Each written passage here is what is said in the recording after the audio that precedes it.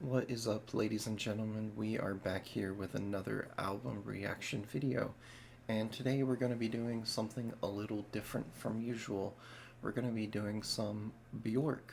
Um, at least that's how I think you say her name. Um, yeah, she's actually one of my favorite artists right now. I've been listening to her a lot over the past, I'd say, 6 months or so. I, I've really started to enjoy her music a lot. Um, I've already listened to everything before this, so that's why I'm starting with Vespertine. Um, but yeah, Homogenic and Post and Debut are top notch albums, and um, I've even listened to her first album, or I don't know if it's her first, but I also listened to Gling Glow. Um, that was pretty good, and I also listened to. Oh, it seems like there's some new stuff on here. Um, I've also listened to Selma Songs, which is the what's it called? The musical soundtrack for the motion picture Dancer in the Dark, which I've heard is like a intense movie, which Bjork acts in, which is crazy how she's so talented, like that she can act and make music as good as she does. Um, but yeah, Bjork, she puts so much emotion into her music, and tell. You can really tell, and it really comes through. By the way, I am a little bit sick. That's why my voice is a little bit off, but yeah, anyway. Yeah, she puts so much emotion into her voice, and especially on Homogenic, on songs like Bachelorette and what's it called? Oh, I can't remember. Fuck. But on Pluto, she goes crazy, and then on it's called Joga, or I don't know if that's how you say it. It's Joga. That's like one of my favorites. And All Is Full of Love is a really good one too. I could go on talking about her discography all day. I've even listened to some of the B sides and like the EPs that have some hidden tracks on there and stuff. Um, so yeah, you can consider me a pretty big Bjork fan. But anyway, let's get into Vespertine. Um, this is the album cover. I think it's a really cool looking album cover. You get like a outline of a swan, I think. So let's read this annotation for the cover, I guess. And by the way, if you just want to skip forward to the first song, the timestamps are in the description and in the comments. So yeah, this cover art was shot by Inez. Damn, that's a hard name to say. Inez van Lam Swer. I'm just gonna say Inez and Matadin in Los Angeles, California. Bjork is wearing the infamous margin pojo ski swan dress while laying next to a swimming pool. Is this a swan? I don't know. Her gesture of hiding her face partially alludes to the private nature of this album. Academic Nicola Dippin also compared this album artwork to the erotic Greek myth of Leda and the Swan. The cover art to Vespertine explores the theme of personal identity through visual means. Hence, Bjork is featured in black and white, shading her eyes, lips slightly parted in an unmistakably erotic pose. For the first time in this context, however, she does not meet the viewer's gaze directly. Instead, the superimposed image of a swan provides a protective shield between Bjork and the viewer. Interesting. I you can't really tell that that's a swimming pool in the background. It kind of looks like something else to me.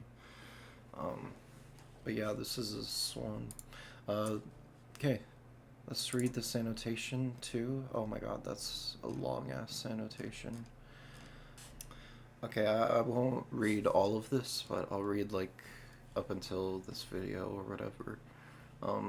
Bjork's Vespertine, released in August 2001, which I wanted to state is a couple months before I was born, actually. I was born in February 2002, so I thought that was kind of interesting. August 2001 may be the first and last album written for the Napster age. What is Napster age? With her fifth studio release and coming off the expansive, futuristic Homogenic, Bjork set out to make an intimate album of microbeats and minimalistic production. It was the kind of production that would lose none of its force when downloaded from the file-sharing sites flourishing at the time. Bjork, Alone in the Dark. I use microbeats, a lot of whispery vocals, which I think sound amazing when they're downloaded because of the secrecy of the medium. Interesting. The only acoustic instruments I would use would be those that sound good after they've been downloaded. So the harp, the music box, Celeste, and clavichord. Interesting. I have not heard of a clavichord or Celeste. Interesting. Vespertine is an explicit bedroom record, one meant to be shared over laptops and under covers of people who've never met and never will. Vespertine challenged an idea that still persists today, that music in the age of file sharing / streaming had to look and sound communal. Don't know what that communal. What does that word mean? Shared by all members of a community for common use. Okay. Bjork is often perceived as an elfin fairy or a mad genius, both of which diminish the rigorous editing and collaboration she demands in any project. The album was originally entitled Domestica, and Bjork was incorporating everyday sounds in her production and writing songs about making sandwiches. She would create 80% of the Vespertine instrumentals herself, while the lyrics moved towards exploring greater depths of sex, love, and hibernation. Okay. Let's leave it there. So, this is an intimate album, apparently, so yeah. Let's just let the music talk for itself, but let's go. Track number 1, Hidden Place.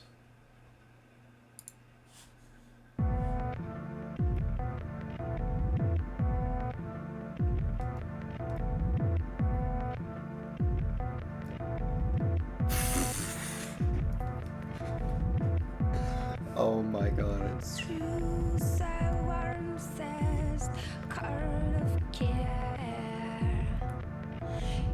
I can see what they mean by minimalistic.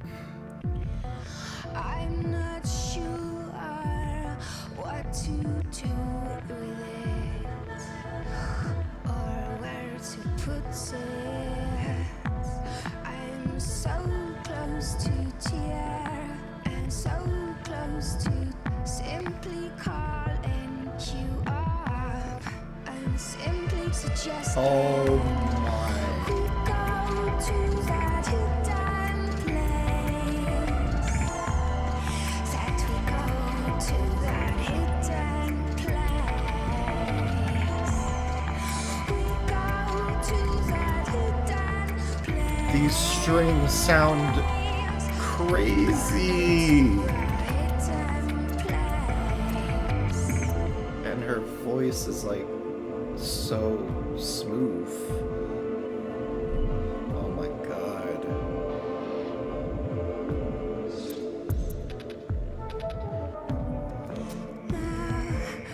I have been slightly shy, and I can smell a pinch of hope to almost have allowed one's fingers to stroke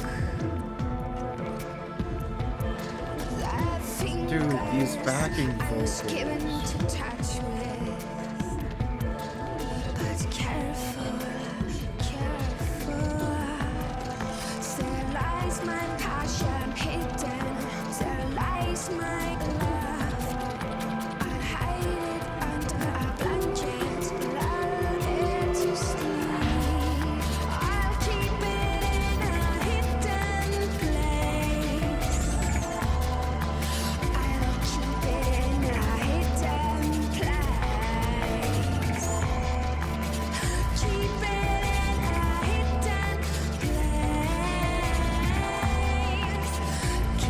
in a hidden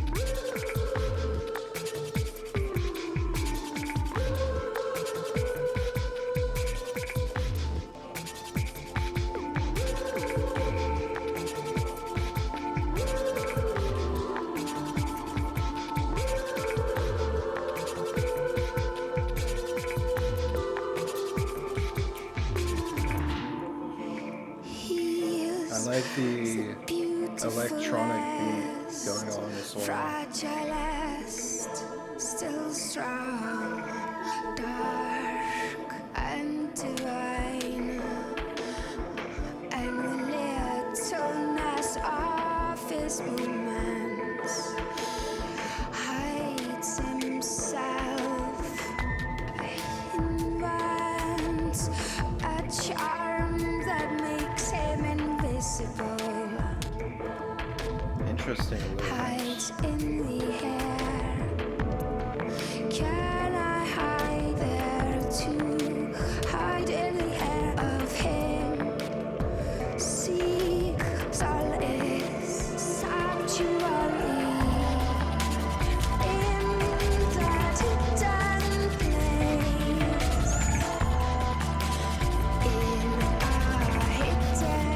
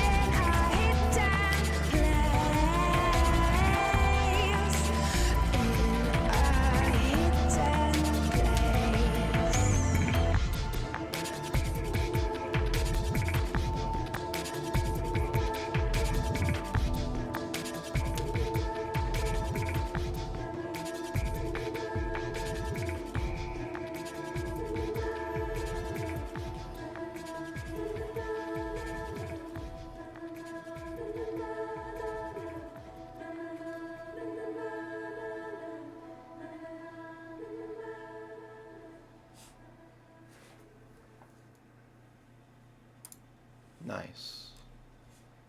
Nice. I like those strings a lot. Damn.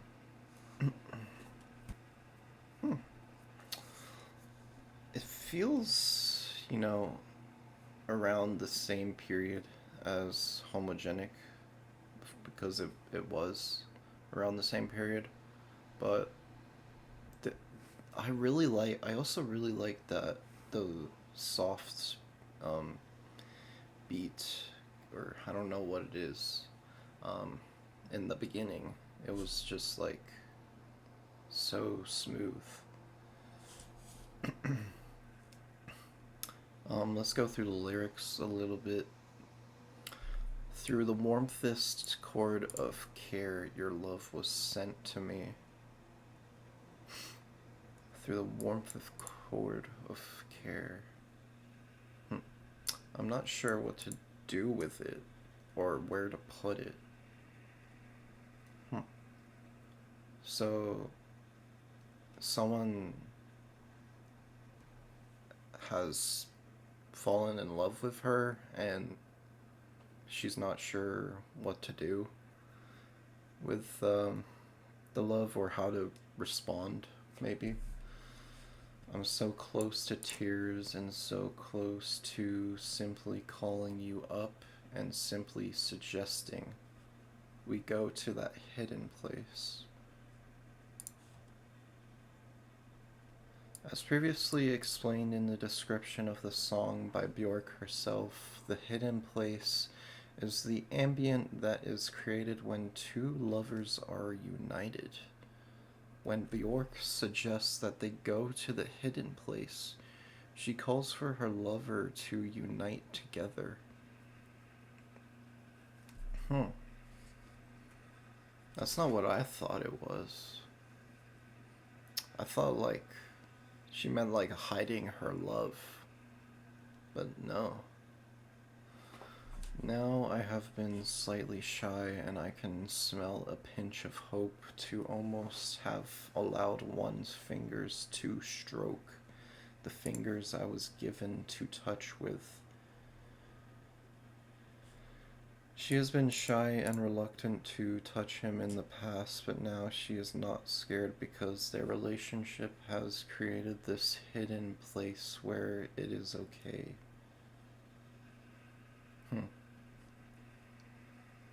So it seems like that hidden place where they're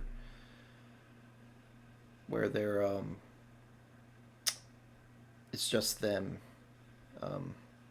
and they're not being watched or whatever, I don't know, is where they feel safe in the relationship. But careful, careful, there lies my passion hidden. There lies my love. I'll hide it under a blanket, lull it to sleep. The outside world can diminish feelings of love by being a cruel and ruthless place, so the narrator has to protect these feelings by hiding them.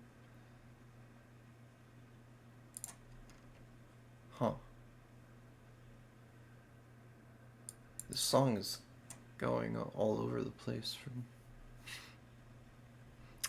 He's the beautifulest, fragilest, still strong, dark, and divine, and the littlest of his movements hides himself. He invents a charm that makes him visible, hides in the hair. Can I hide in there too? Hide in the hair of him. Seek solace, sanctuary. Interesting. Oh. Okay, let's read the annotation. It was written and produced by Bjork. Really? It was oh my god, she produced it herself? Damn.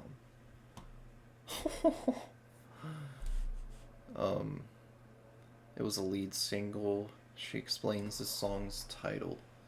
Hidden Place is sort of about how two people can create a paradise just by uniting. You've got an emotional location that's mutual, and it's unbreakable, and obviously it's make-believe. So you could argue that it doesn't exist because it's invisible, but of course it does. Okay, let's keep going. Track number 2, Cocoon.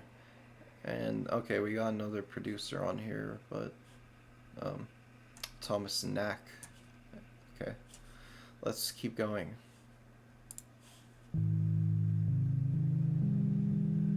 This is another popular one.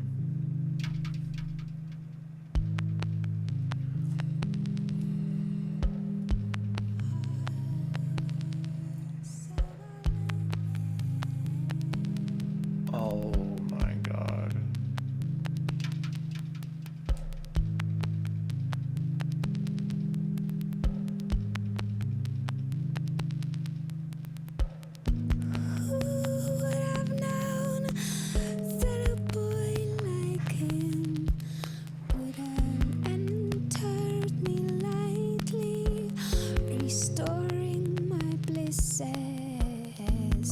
I've never heard her sing like this.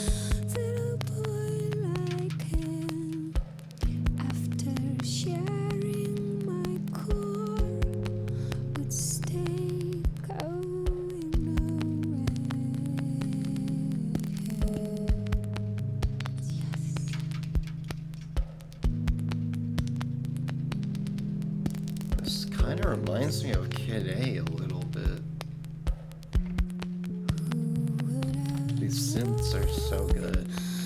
A beauty this immense. Who would have known a saintly trance? Who would have known miraculous breath to inhale a beard loaded with courage? Inhale a beard. That a boy like him possessed a magical sensitivity, would approach a girl like me, who caresses, cradles his head in a bosom.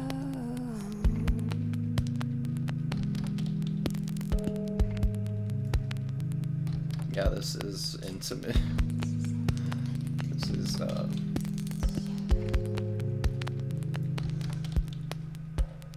He slides inside,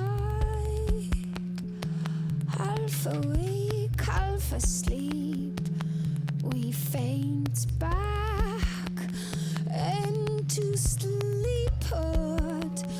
When I wake up, I really like the this, second dude. time in his arms, is- gorgeousness, he's still inside me.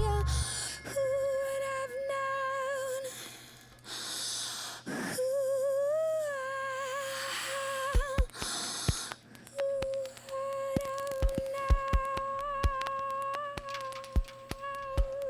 A train of pearls, cabined by Oh the my god. is shot precisely across an ocean from a mouth,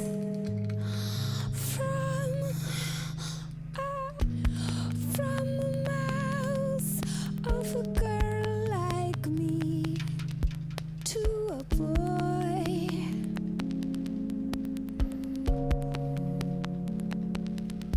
To a boy.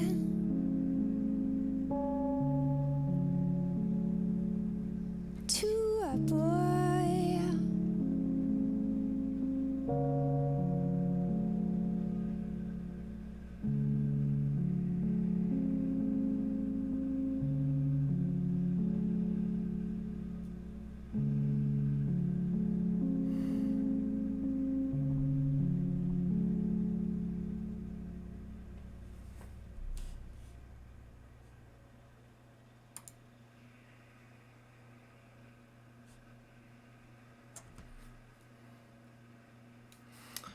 Jesus Christ.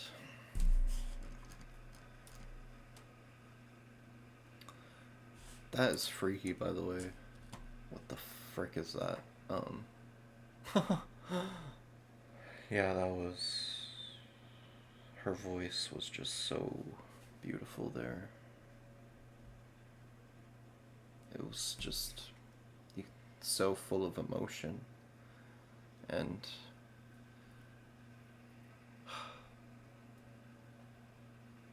so breathy, like breathy too. Like you could hear like every breath too. Like it was just intimate is a good word for it. The production laid back. It's different. It's actually different from Homogenic. Now I'm thinking about it. I mean, it's obviously going to be different, but it's more different than I thought it would be. Okay, let's read the lyrics.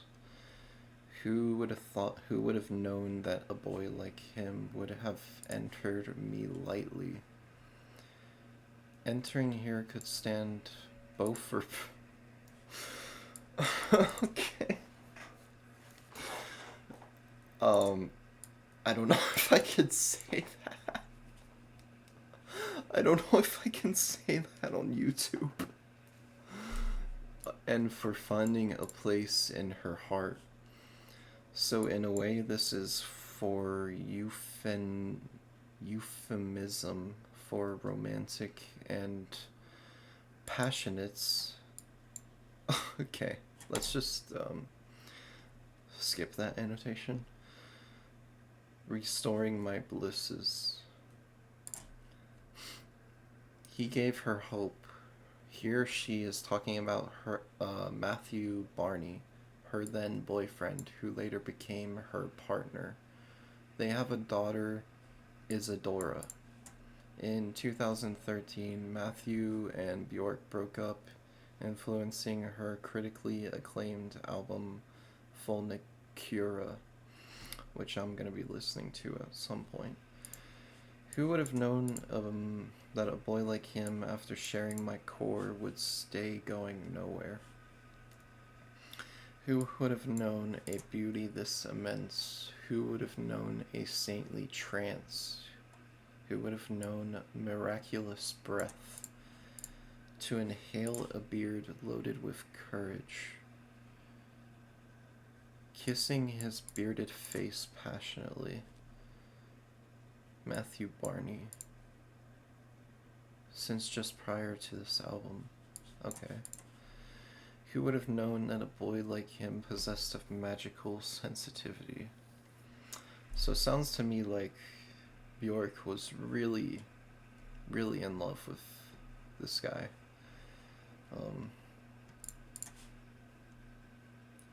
Matthew Barney, her boyfriend she met prior to the album, would not seem to be the sensitive type. Prior to becoming an artist, he was a football player and male model. Furthermore, his art can be pretty shocking, featuring a lot of sex and violence. His best-known work,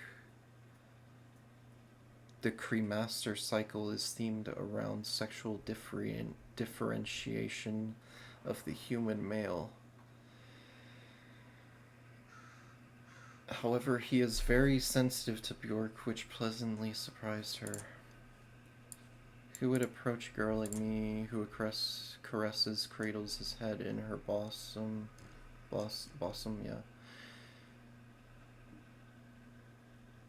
Okay. Let's just read the annotation. Cocoon is a sweet and somber synth tune with skittering, almost ASMR-like microbeats celebrating love and intimacy, specifically to her then boyfriend Matthew Barney. Lyrically, it describes a woman making love with her significant other during their post-coital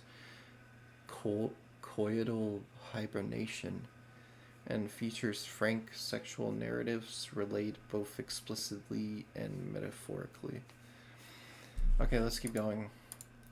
I'm gonna try to calm it down a little bit on the lyrics, but maybe not.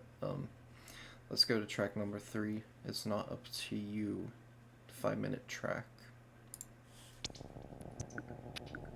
I am getting like similar Kid A vibes with these synths.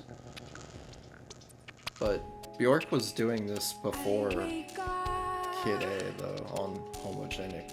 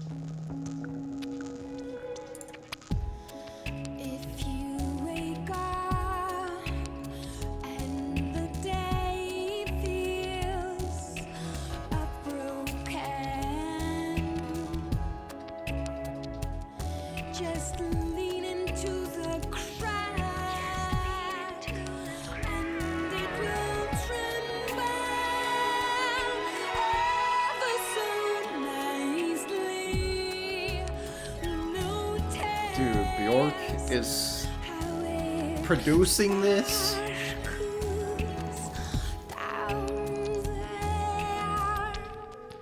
Where am I?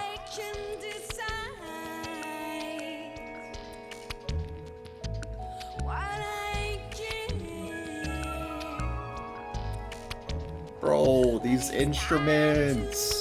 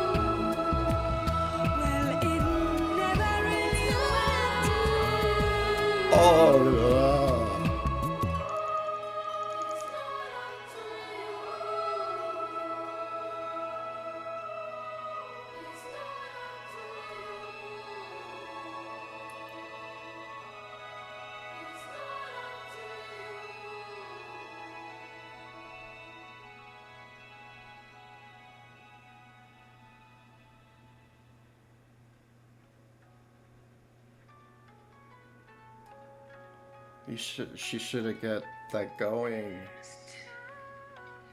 Oh my god.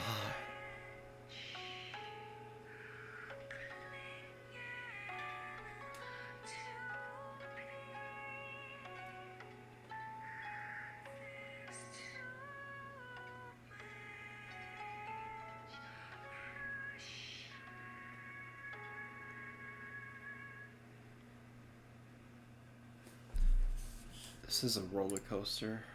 This is a roller coaster already, dude. That song was a roller coaster in itself.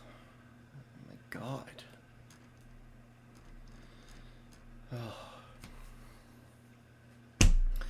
The production, I mean, it's just crazy. Like, this production is crazy. This is.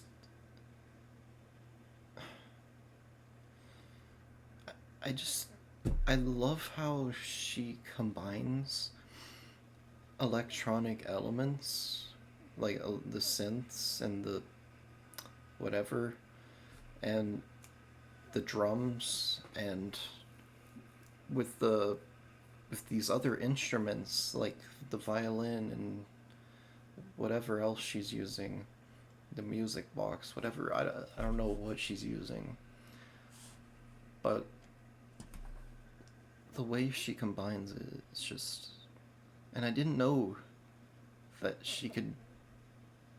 I didn't know she could do this by herself, because on previous albums, on like Homogenic, um, she would always produce with someone else, but on this album, some of these tracks are just completely her, which is just so crazy. Okay, let's just look at the lyrics before I need I mean, I'm glazing, but like, it's deserved. I wake up and the day feels broken. Okay. I tilt my head, I'm trying to get an angle, 'cause the evening I've always longed for, it could still happen. The album name Vespertine is a term used to indicate something of, relating to, or occurring in the evening, which, given the romantic and sexual appeal of the album, check out Pagan Poetry, could be referring to intimacy between Bjork and the man who inspired this album. Therefore, Bjork longs for the evening, being intimate with her man. How do I master the perfect day? 6 glasses of water, 7 phone calls. 6 glasses of water could refer to the common advice of drinking many glasses of water daily to stay healthy. 7 phone calls might be about the also common advice to socialize and stay in contact with people. The narrator suggests these could be the keys to a perfect day before realizing in the next verse that they have no control over how their day will go, no matter what they do. If you leave it alone, it might just happen.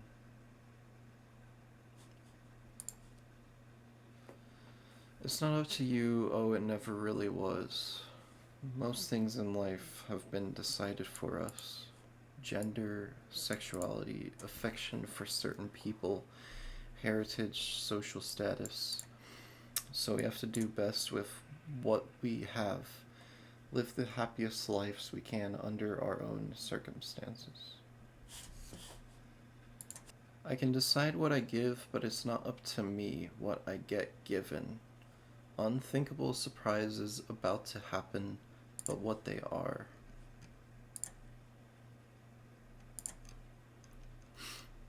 Interesting. There's two. So, what does this last line mean? There's too much clinging to peak. There's too much pressure. This outro reads as an epiphany about the narrator's experience. She may be realizing that her morning troubles are caused by the pressure and clinging she feels from outside forces.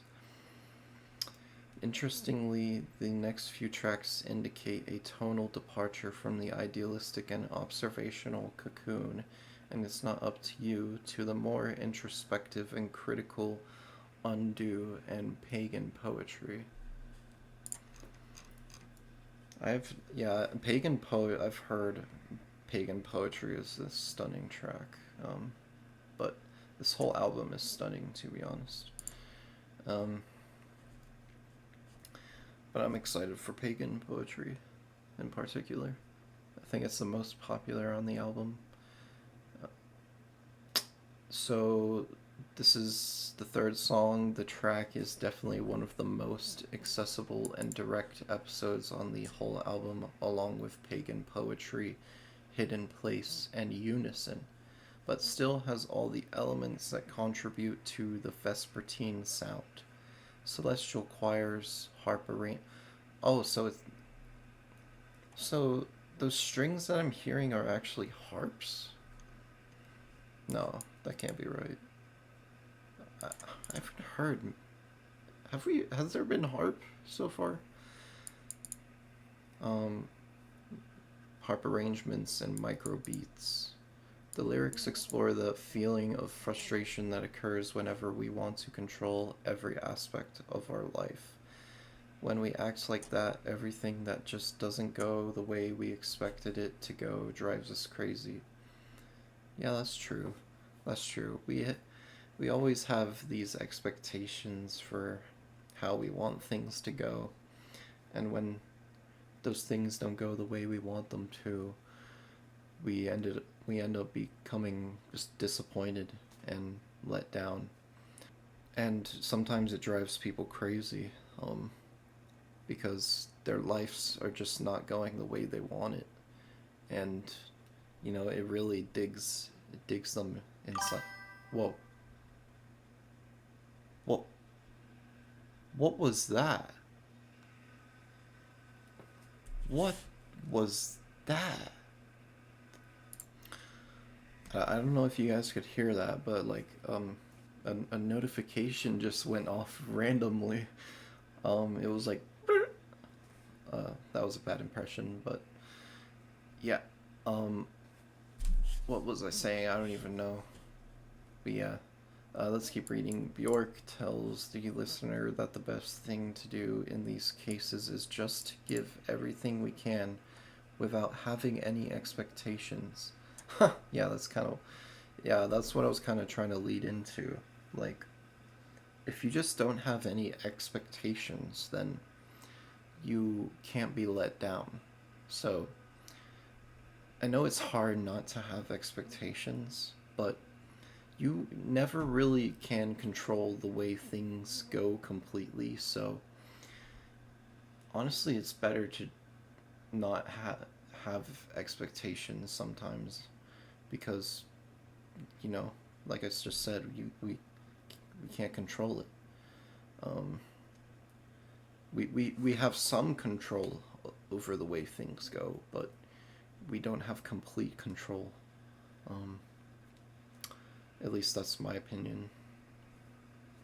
Let's just reread the whole thing. Bjork tells the listener that the best thing to do in these cases is just to give everything we can without having any expectations and let things go the way they have to, knowing that we have no control on them.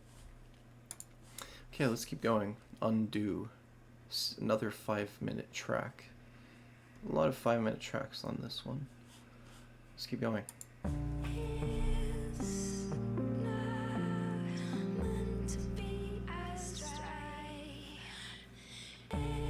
Her vocals are just crazy on this album.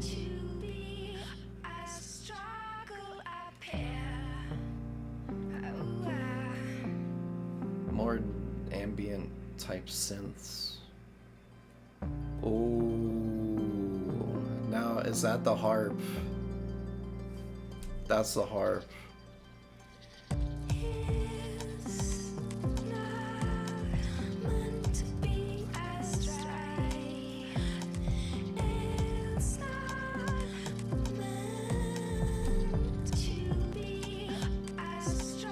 I really like this one.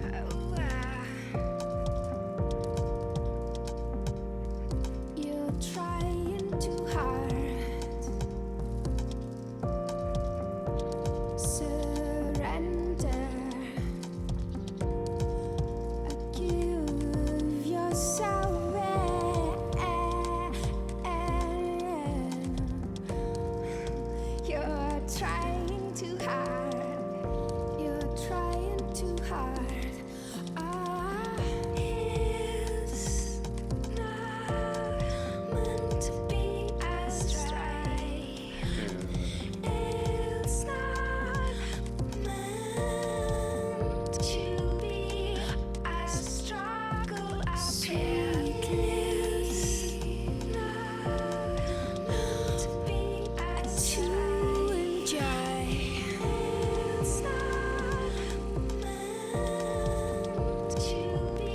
way she sings that, oh my god. It's warmer now. Lean into it. I'm fine. A jealous one. Surrender. To be astray. It's not undoomed to be a struggle up here. It's not meant to be astray. It's not meant to be a struggle up here. I'm praying to be in a generous mode. The kindness kind. To share. To share. Meant to be astray. The choir?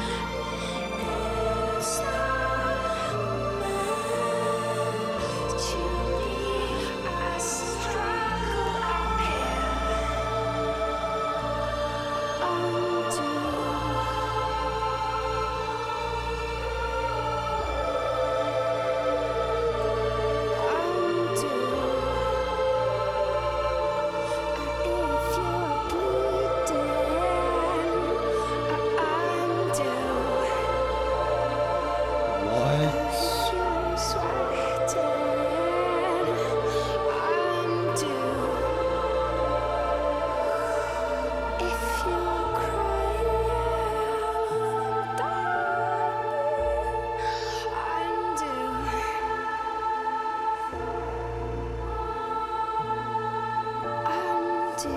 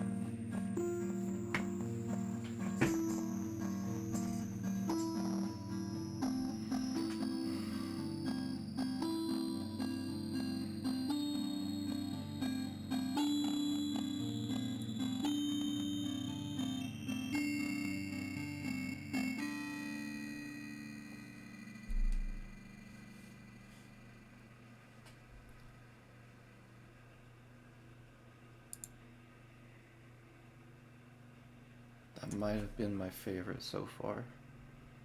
I'm not kidding. Dude, everything. Oh my god. Every single track so far has been like 10 out of 10 easily. I'm not kidding.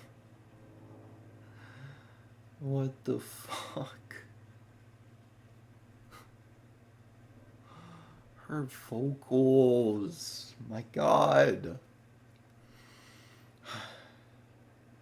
And the choirs. That's crazy. That is crazy. But Bjork is a goat. Bjork is a goat. It's not meant to be strife. It's not meant to be a struggle uphill. Oh, You're trying too hard. Surrender. Give yourself in.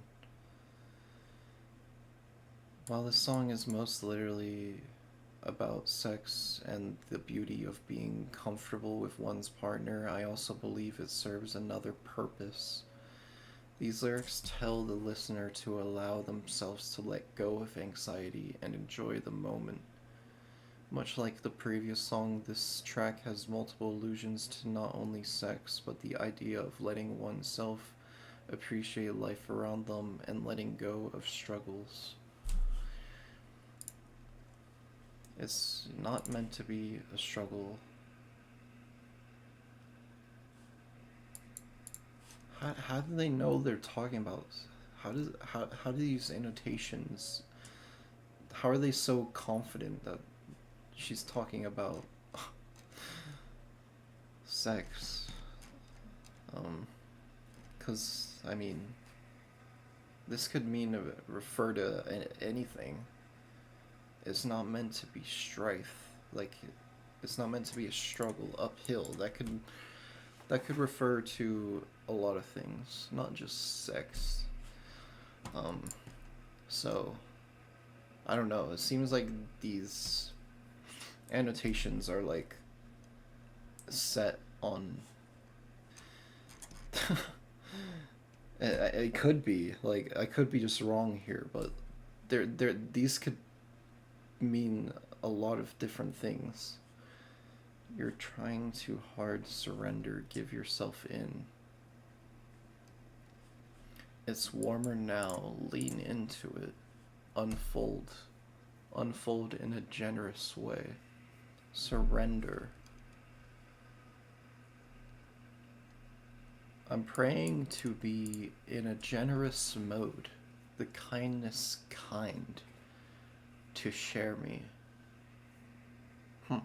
Undo. If you're bleeding, undo. And if you're sweating, undo. If you're crying, darling, undo. A common theme of Bjork's fourth studio album, Vespertine, revolves around anxiety. In the previous track, It's Not Up to You, Bjork provides a slight antidote to anxious feelings about the day. In Undo, this theme continues as Bjork presents her thoughts on how life should be. She states repeatedly that life should not be as hard as we can make it. In the outro of the song, she finalizes her thoughts by suggesting that if one is physically struggling in life, to undo, a motive that is an alternative way of just saying to relax. Yeah, I feel like this is a more accurate description of the song. These lines might also be about an unhealthy romantic relationship, as most of the album deals with similar themes of love and sex. Bjork implies that if the relationship is bad for you or takes a mental toll, you should cut the other person off and go back to the way things were before you met that person. Undo in a literal sense of the word. As she describes in the previous lines of the song, it's not meant to be strife, it's not meant to be a struggle uphill. These lines make reference to the phrase blood, sweat, and tears. Bjork recorded her vocals on top of Knack's minimalist rhythmic backbone, and months later she had added a full choir and string section. The song samples 1% in 2/3 speed on While You Were Sleeping by Opiates. I have not heard of that. Let's keep going to track number 5, Pagan Poetry. This is the most popular. Oh my god.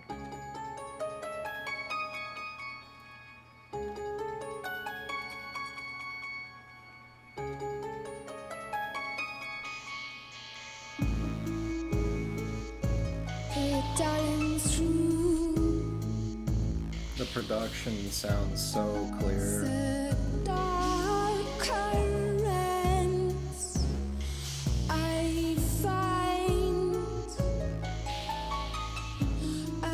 Oh, I love that instrument. Our blueprint of the pleasure in me.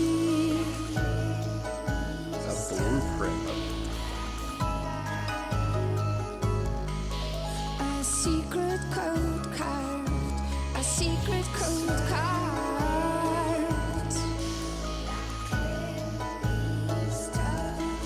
Interesting.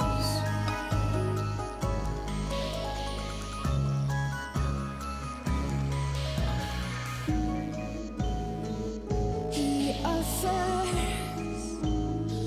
a handshake, a crooked 5 fingers. They form a pattern, yet to be matched on the surface simplicity.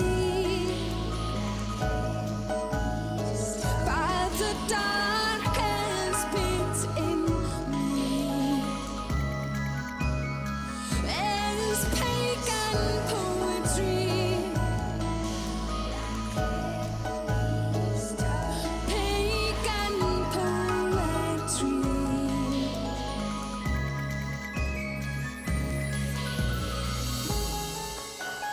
Dude, this production.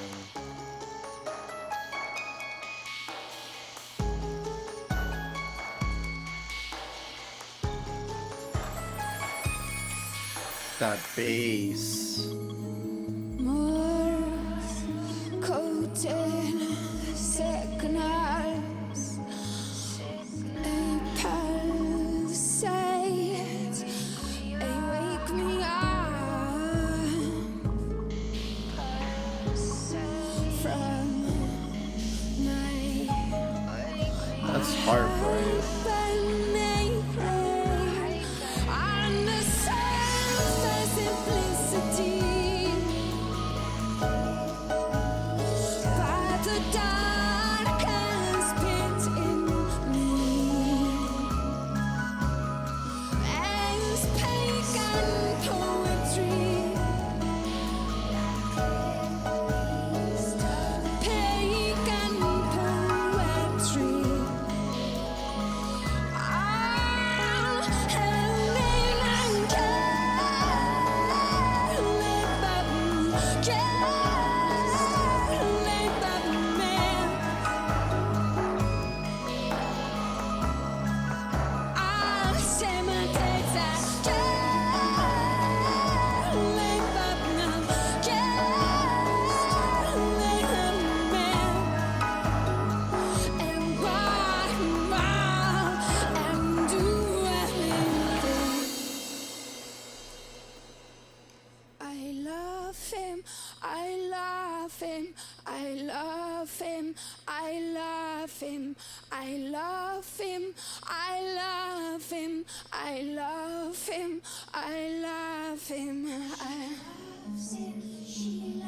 This time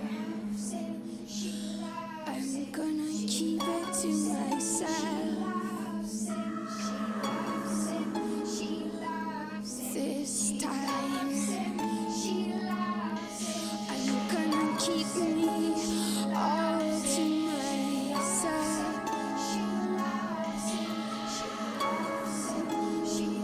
But it makes me want to hide myself.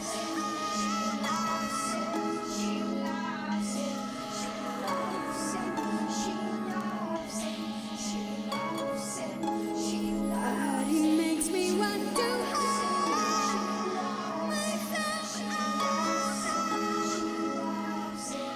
Oh my god.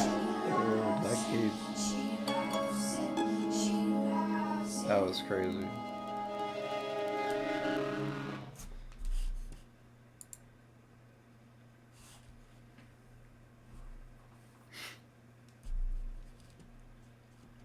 Interesting track. Very interesting track. Sounded different than the rest of the album. Pedaling through the dark currents, I find an accurate copy, a blueprint of the pleasure in me. What are these annotations? What the Dude. I do not like these annotations at all. I am sorry, you guys have to see this. Um, you know what? Fuck the annotations. Fuck these annotations. Like, they're so bad. Why are these ones so bad? Oh my god. Lilies and flowers in general have been classically used as symbolism for female sexuality.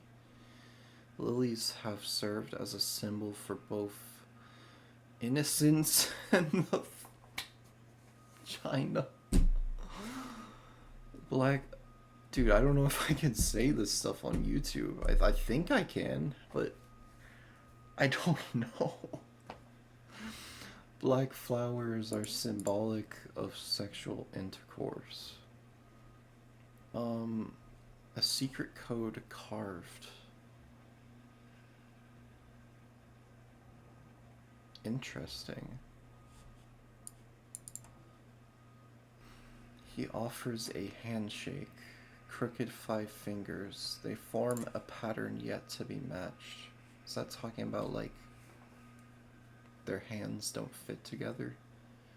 Their union is represented to her by the imagery of their hands clutched together, with the fingers of each overlapping or juxtaposing one of the other, creating this visual of pattern of fingers united in passion that's so special and unique to her that it is yet to be surpassed by someone else's pattern.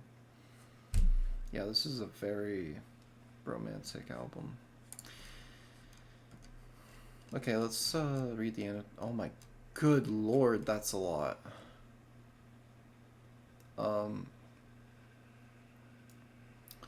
Pagan Poetry was the second single. It was written and produced by Bjork with additional production by Maurice de Vries. I don't know. I can't French. I really can't. Well, is that even French? No, that's, I don't know. He's apparently from London, so anyway. And mixed by Mark Spike Stent. The music box adaptation, so that was a music box and not a harp, featured in the song was done by Jack Perron, and the full version was later featured as a B-side on the Cocoon single. It was originally titled Blueprint. Reasons are unclear what made her change her mind, but there may be some connections to the fact that Jay-Z's Blueprint was released the same year as Vespertine. It's also pretty hard to ignore the fact that the two previously had a working relationship and that Jay-Z paid... They had a working relationship. What? What? Paid a tribute to Pagan Poetry during his 2014 concert when Bjork was in the audience. With all that aside, it is clear the idea of the blueprint was central to the song as a metaphor for things yet to be realized.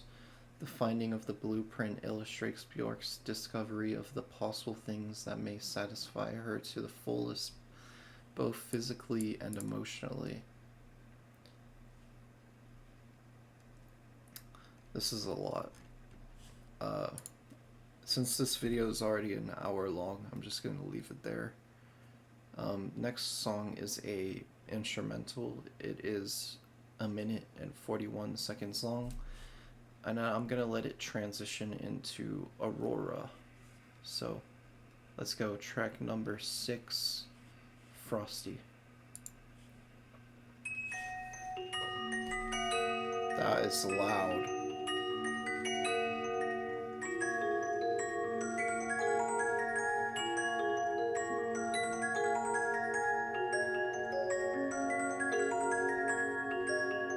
That is nice, though.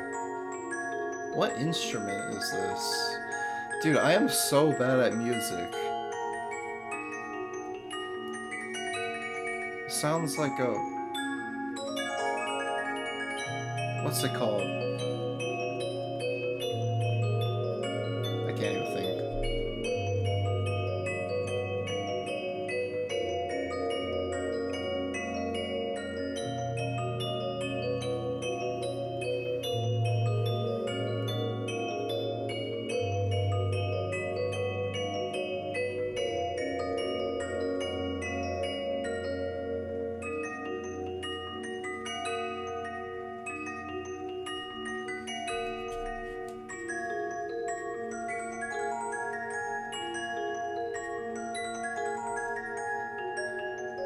Jesus.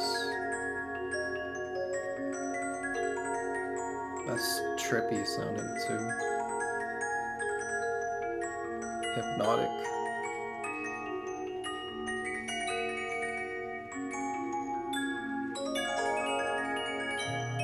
Woo!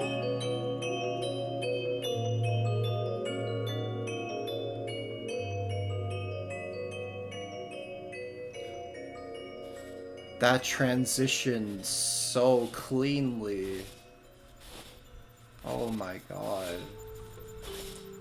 Treading the glacier head, looking hard for a moment of shine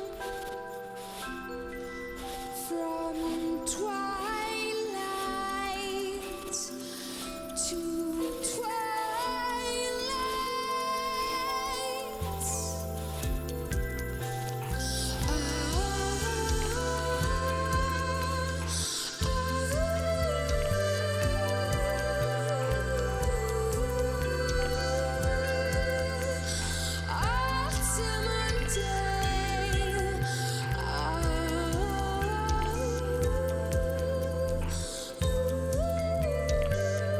Dude, her singing is just on another level. Aurora, goddess sparkle, shoot me beyond the surface. The need is great.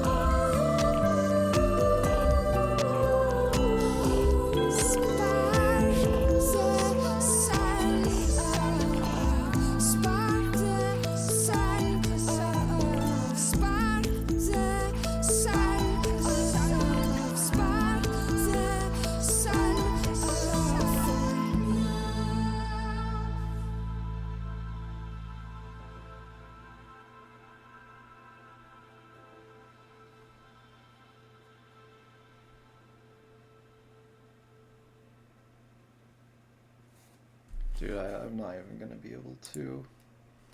I'm not even gonna be able to give my favorites at the end because I've liked every single track, like, equally. Well, not equally, but like almost equally. Like, but they're all on such a high level. Like, oh my god.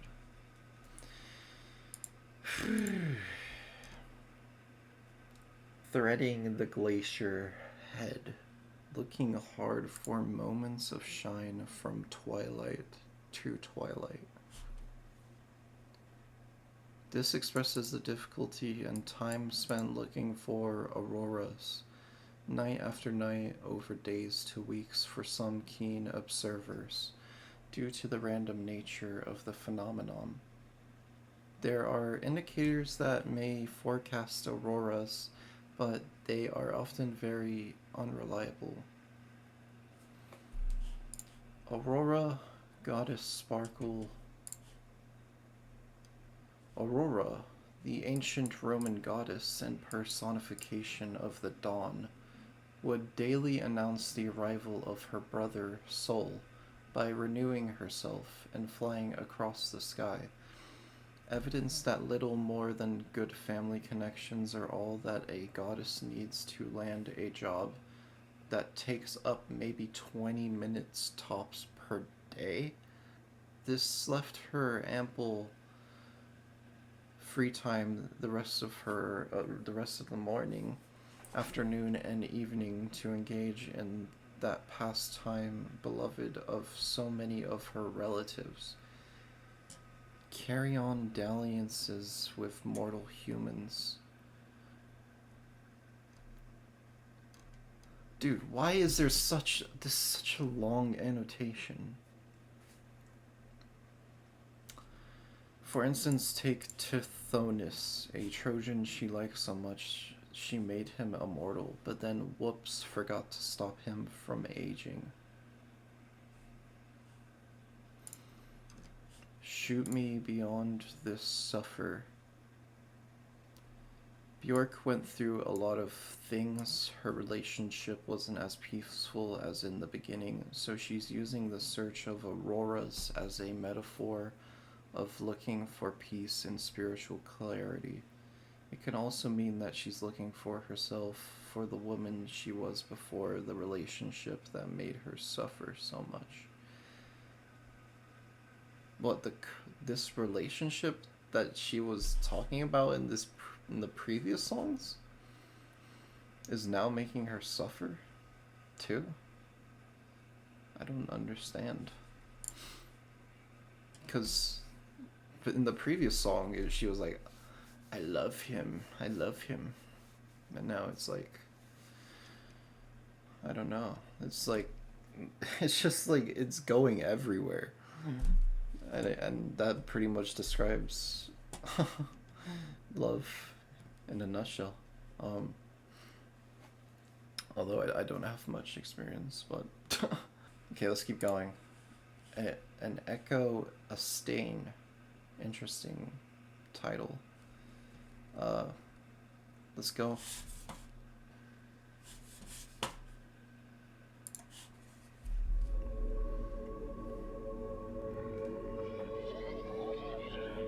Whoa. Choir? Whoa, those are some interesting sounds.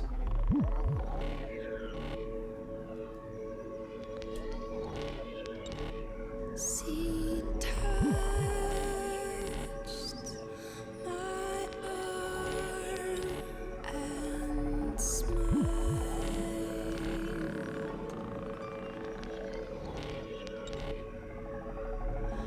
One of these days, soon, very soon. This production, man. This production.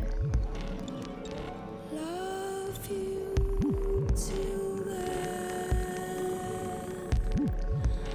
Love you till then. Still has the minimalist production going on.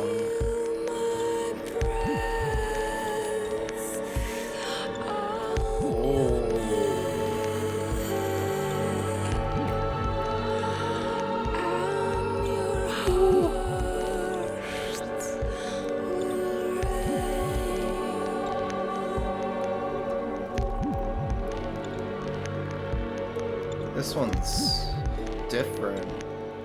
Haunty. Don't say no to me. You can't say no to me. I want to see you Whoa. Jeez. tonight.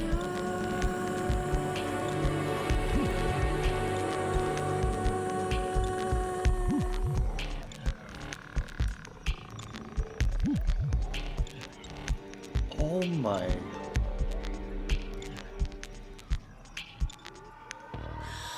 I'm sorry you saw that. I'm sorry you did it. Oh my.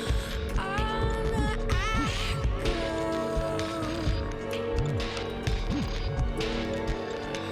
Oh, stay.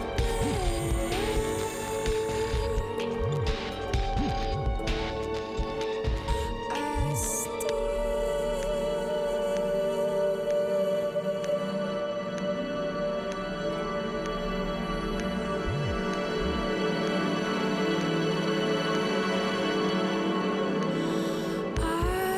I can't say no to you. I can't say nothing.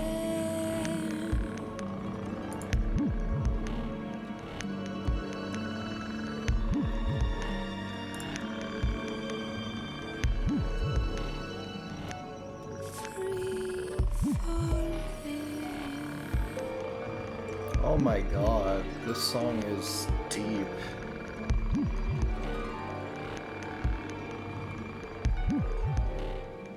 Complete. Oh my god, I didn't realize what that song was talking about. Oh my god.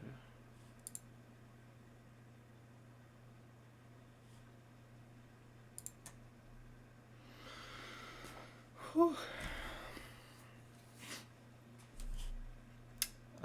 I don't know if I should go through the lyrics on this one.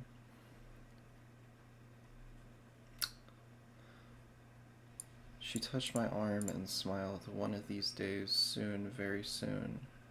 Love you till then, love you till then. Feel my breath on your neck and your heart will race. Don't say no to me, you can't say no to me. I won't see you denied. I'm sorry you saw that. I'm sorry he did it. An echo, a stain.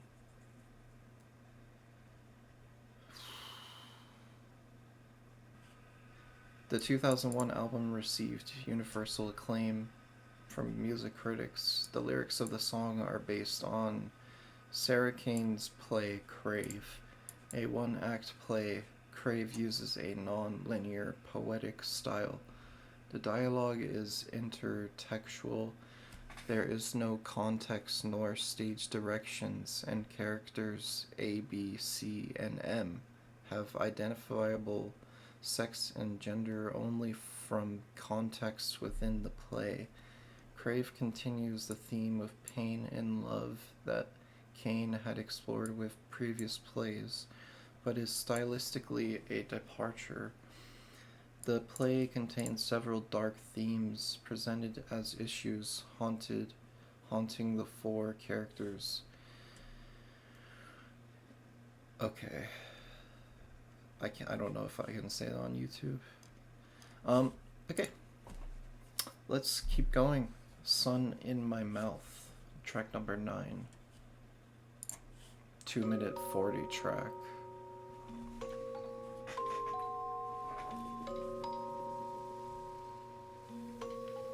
I will wait out till my thighs are steeped in burning flowers. I will take the sun. Seems like the album's taking like a darker turn. And leap into the ripe air, alive with closed eyes, to dash against darkness in the sleeping curves of my body. I shall enter fingers of smooth mastery with chasteness of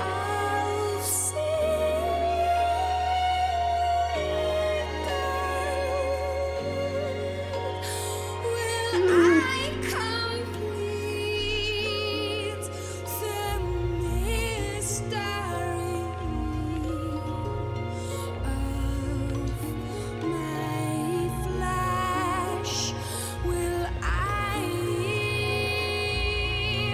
complete the mystery?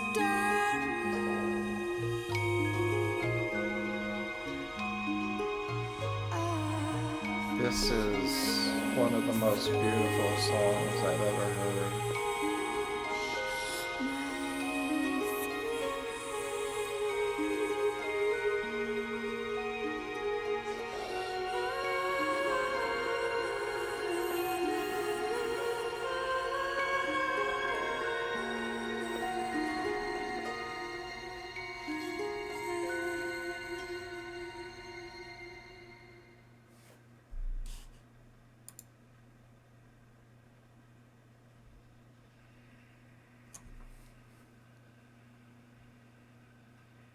This album is insane.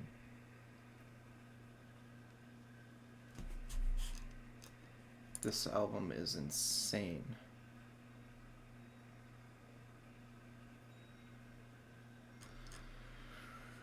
Let's keep going. Heirloom.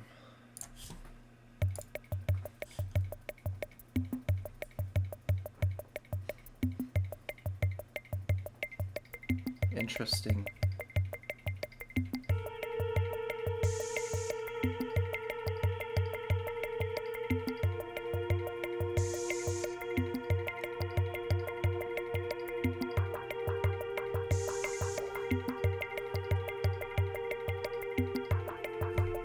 Dude, she hasn't missed at all yet. No, don't do this to me. Don't do this. Dude.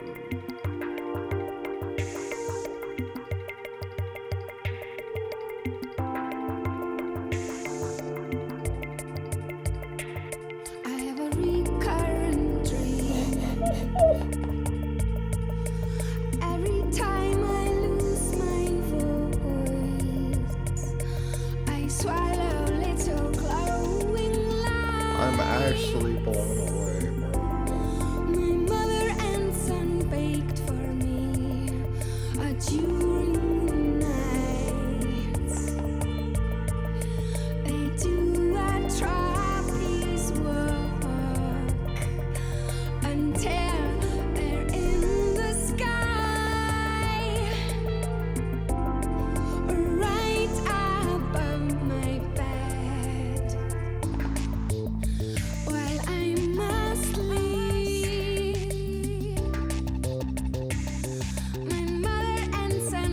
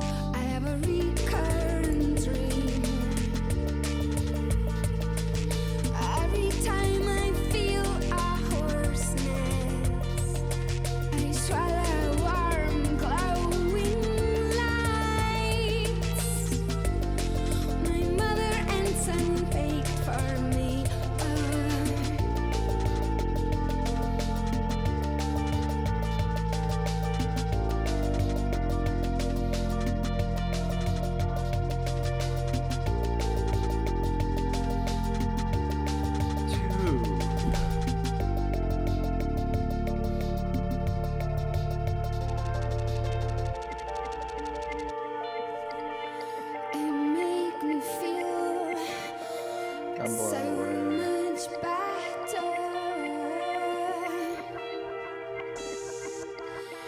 And make me feel better. We have a recurrent dream. Every time we lose our voices, we drink and swallow little lights. Our mother ends and bakes for us during the night.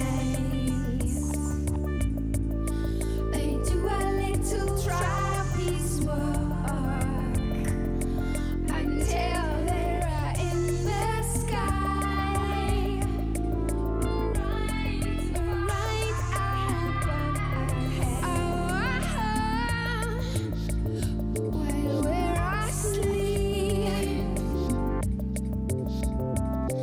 my mother ends and pour into us warm glowing oil into our wide open throats. I have a recurrent Warm dream. glowing oil. Interesting.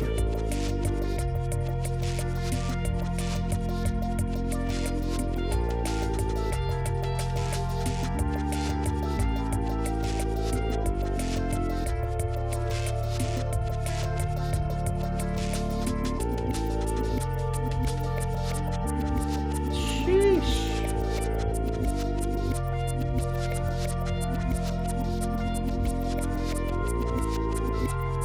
I love the fucking instrumentation on this one.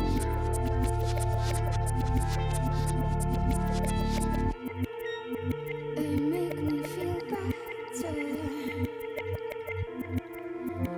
make This is really, this part is giving me Kid A vibes, but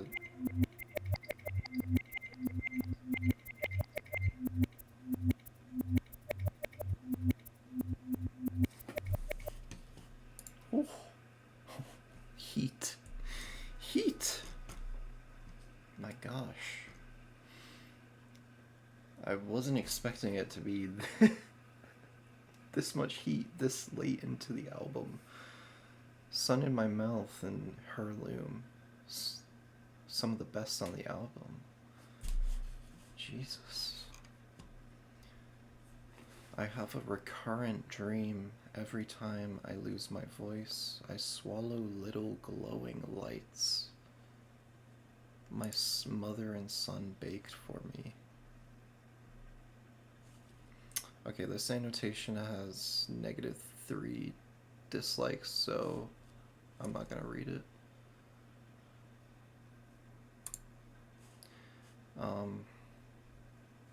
What could this mean, though? She has a recurrent dream, so this dream happens a lot, where she loses her voice. Wait, no. Every time she loses her voice, she swallows little glowing lights that her mother and son baked for her. Huh. What could the glowing lights be, though? Doesn't make sense to me. During the nights, they do a trapeze walk until they're in the sky, right above my bed, while I'm asleep. My mother and son pour into me warm glowing oil into my wide open throat. Bjork becomes totally receptive to love, care, and medicine in her sickness. She trusts her mother and son, and so her throat is wide open. Warm glowing oil could be cough syrup or tea. Okay.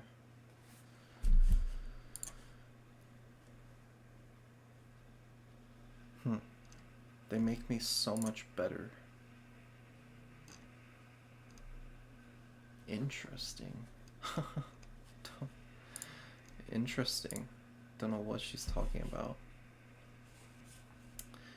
Heirloom is the 10th track on Vespertine. It alters between what sounds like a samba preset on a vintage Wurlitizer organ and skittering breakbeats, and is decorated with inverted synth tones and analog keyboards. The song's lyrics tell a fuzzy story about a recurring dream, while likening the art of singing to swallowing and exhaling glowing lights. Average, average Bjork song. Okay, we're on to the last two tracks. Let's get into it. Track number 11, Harm of Will.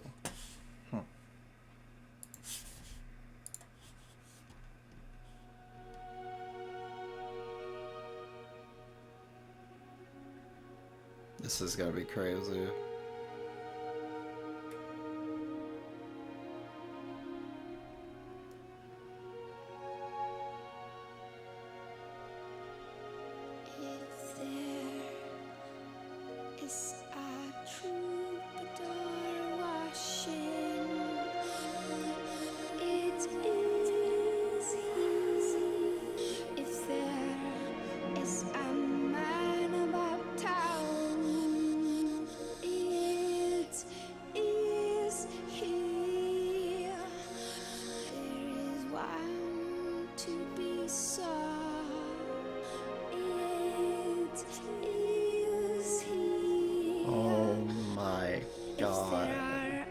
How is it getting better? How?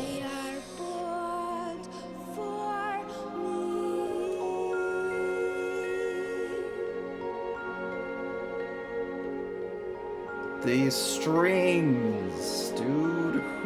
How does she get these strings?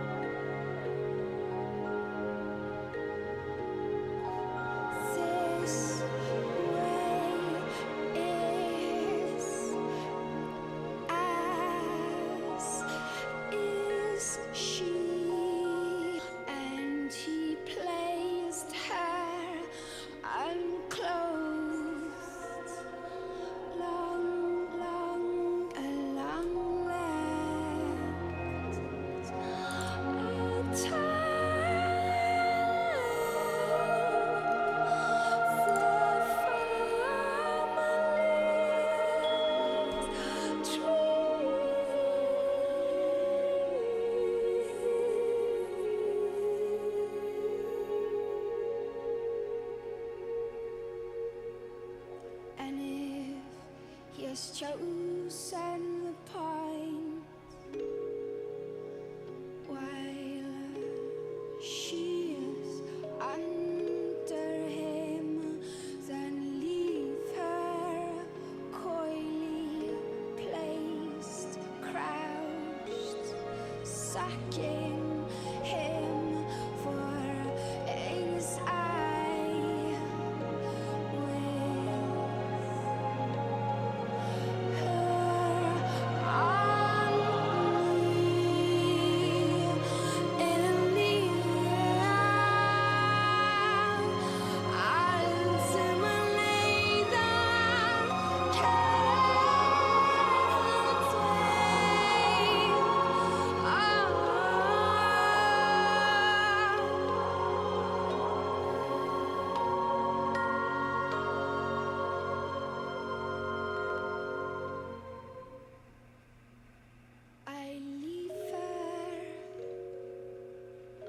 with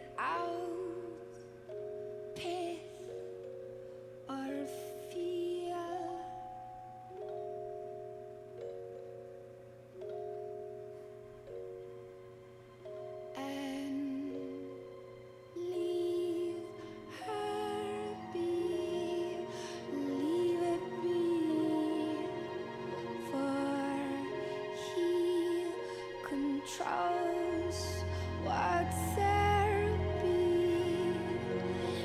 He makes his face known to none.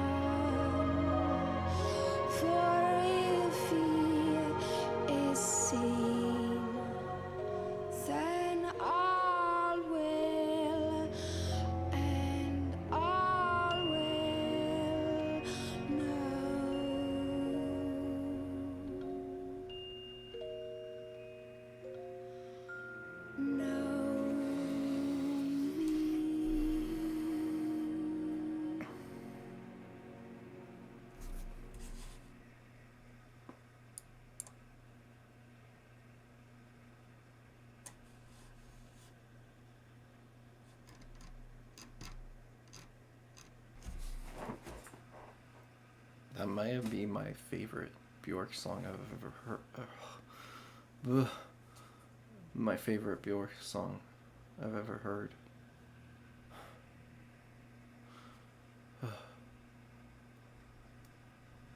My God.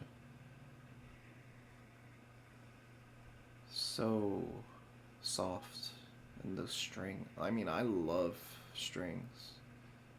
If you couldn't tell. They are so, quickly becoming my favorite instrument. It's either violin or guitar, but I don't know. After listening to this, violin might be my favorite.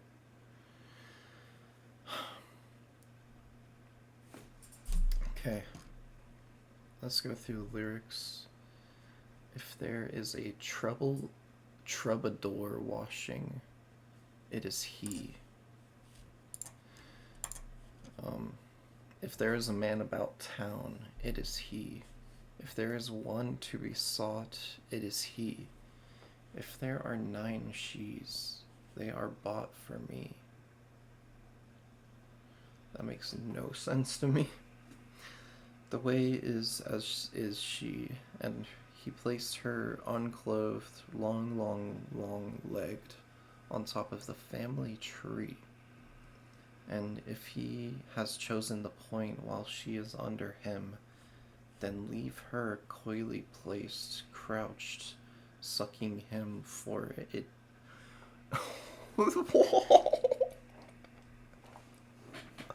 Yo, I'm such a kid, yo. Then for it is I with her on knee.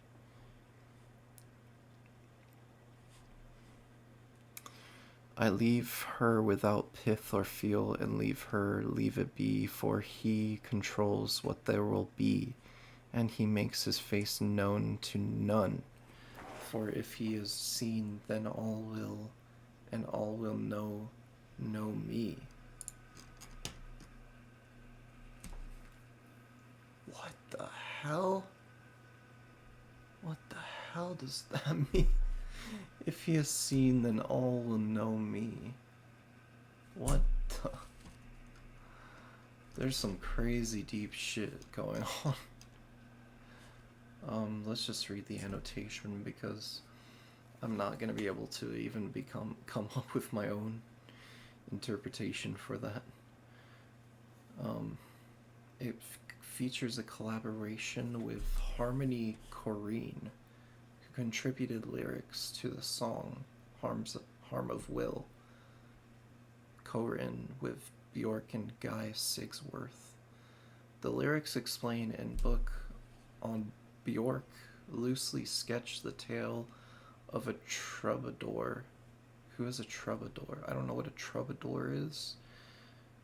If you want to tell me what that is in the comments, go ahead, but don't know. I mean, I could just look it up, but and libertine who take commitment-free sexual pleasure from his conquests. Oh, okay. Some say that the lyrics are allegedly about musician Will Oldham. Although Harm of Will is the first known collaboration between Corrine and Bjork, the two have been friends for several years prior, even attending the Rotterdam Film Festival in 1998 together, hand in hand. Bjork also thanks Corrine in the liner notes to the Dancer in the Dark soundtrack, which read, "I felt fierce support from Harmony," among others. Alright, let's go to the final track. Let's go. Also, apparently there's some samples in here, which there was another sample on another track, and there's a sample on here. All it says is the closing track samples Arrow Deck by Oval from their 1994 album Systemish. Let's go. last track. It's almost 7 minutes long. Unison. One hand loves the other. I wonder if this is gonna be similar to All Is Full of Love. Ooh. Dark synths.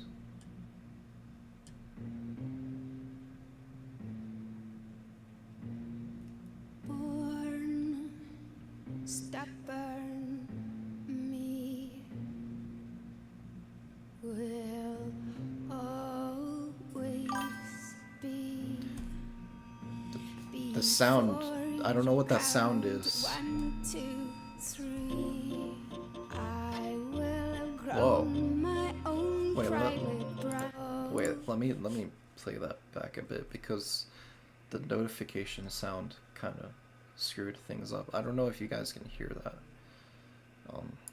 Always be before you count 1, 2, 3. I will outgrown my own private branch of this tree. Interesting lyrics. You gardener, you discipliner domestically. I can obey all of your rules and still be.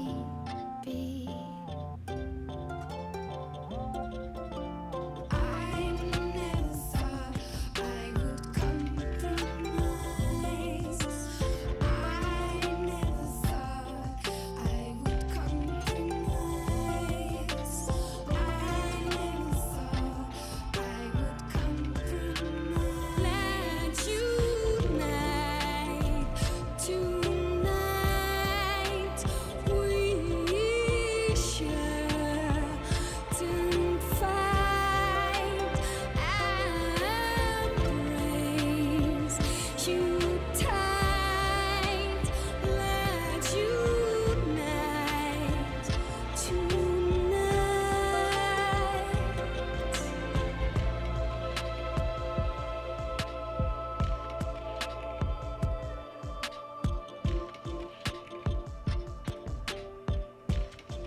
Damn. I thrive best hermit style This beat. with a beard and a pipe and a parrot on each side. But now I can't do this without you. I never thought I would compromise. I never thought I would compromise.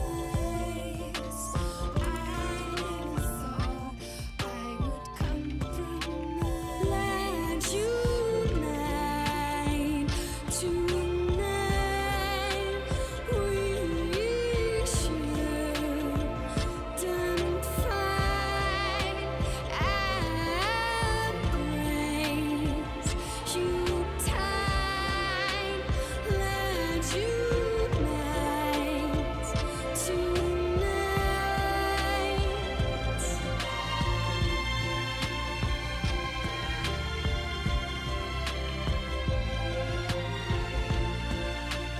Ow.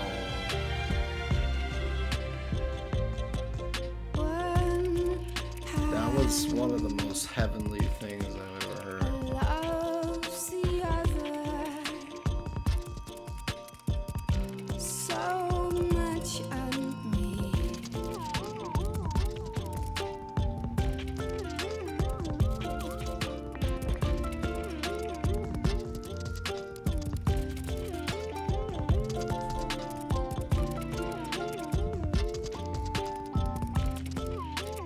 Let unite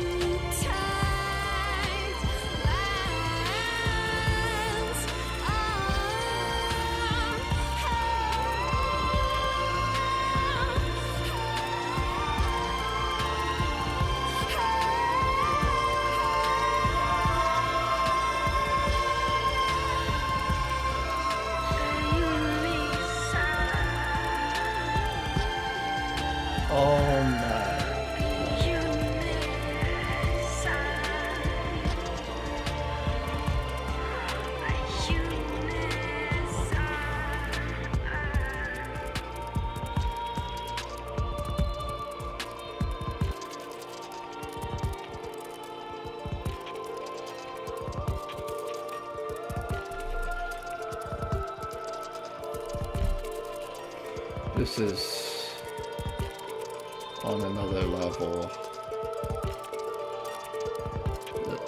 It's just on another level.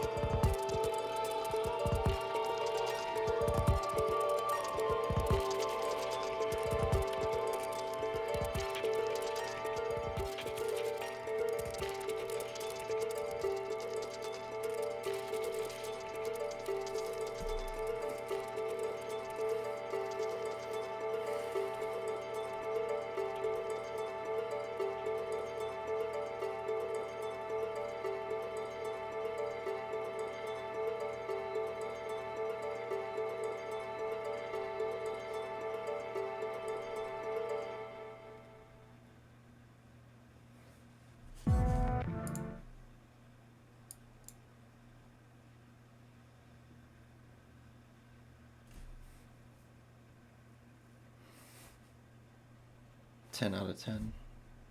Easy 10 out of 10. I mean, sheesh. What was that sound? Okay, that was probably better than Homogenic. Probably, in my opinion. Wow. Wow. Let's go through the lyrics. One hand loves the other, so much on me. Born stubborn, me will always be. Before you count 1, 2, 3, I will have grown my own private branch of this tree. You gardener, you discipliner, domestically, I can obey all of your rules and still be. Bjork talks us about love from a submissive perspective. Her lover is a gardener that takes care of the relationship, or a discipliner that makes sure that everything works. She's subdued to his will, but she hasn't lost her identity and capacity to be herself, as she can still be. Interesting. I don't get why they put so many rules, though. Like, there shouldn't be so many rules in relationships. Like, I don't know. I mean, I don't have, like I said, I don't know. I've never been in one myself, but, like, you shouldn't have that many rules. Like, you should just be able to trust your partner. But with the way things are nowadays, and, you know, I don't want to get too deep into it, but it's kind of hard to completely trust your partners nowadays without there being some rules, I guess. I never thought I would compromise. So she's compromising to his rules, I think. Let's unite tonight. We shouldn't fight. Embrace you tonight.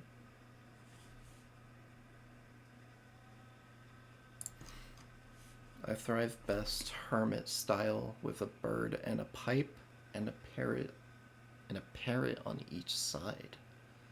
What? But now I can't do this without you. Referencing her introverted nature, Bjork goes on to describe herself as a pirate-esque hermit. She'd most definitely rather be alone like a hermit. She then mentions that now that she has found her love, she's abandoned her previous way of life. She can no longer thrive alone unless she's alone with her lover. Her dependency on her lover and change of thought is quite congruous with the theory of love. Theory of love. What is that? Okay. And that concludes it off. So, yeah, that is it for Vespertine. This album was just stunning. I mean, Bjork's vocals were amazing as usual, but I feel like they were on another level on this album. Very intimate, very close to you in the mix. You feel like it feels like she's speaking right to you at certain points. Feels, yeah.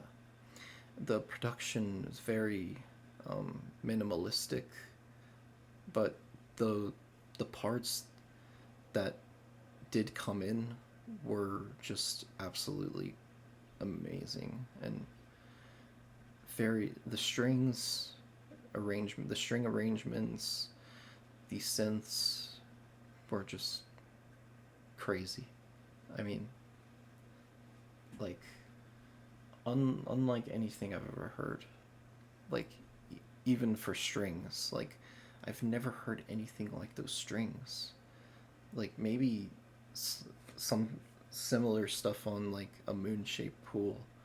But, yeah, it's just, like, very unique, and I wish more artists use strings.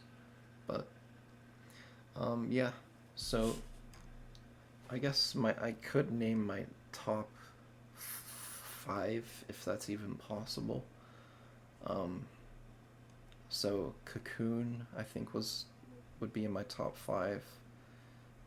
It's Not Up to You would be in my top 5. Undo would be in my top 5. Sun in My Mouth would be in my top 5, and then Harm of Will.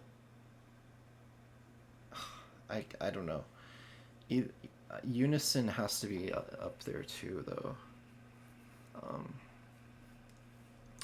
It's very hard because, you know, Pagan Poetry deserves to be up there too. It's just like, it's so hard to name my top 5 off the first listen. So, yeah, just such crazy. So apparently the choir arranger was by this guy called Guy Sigsworth. Recording engineer Jeff Foster, Jake Davies, Felger, I don't know how to say that last name. Yeah, just a bunch of people involved in this project, as we can see. Yeah, what a crazy album. I mean, this is going to be on repeat for sure. Maybe become my favorite album from her. It's going to be close between this and Homogenic. But yeah, I think next I have Medela to listen to, which I've heard is an interesting album, that she uses a lot of her voice for a lot of it, or pretty much all of it, I've heard.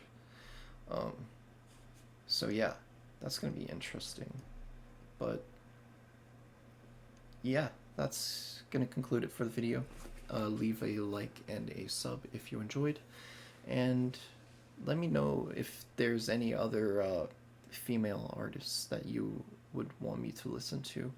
I'm thinking of listening to some others, but yeah, let me know in the comments. I also have a Discord server and the link will be in the description. But yeah, peace out everyone.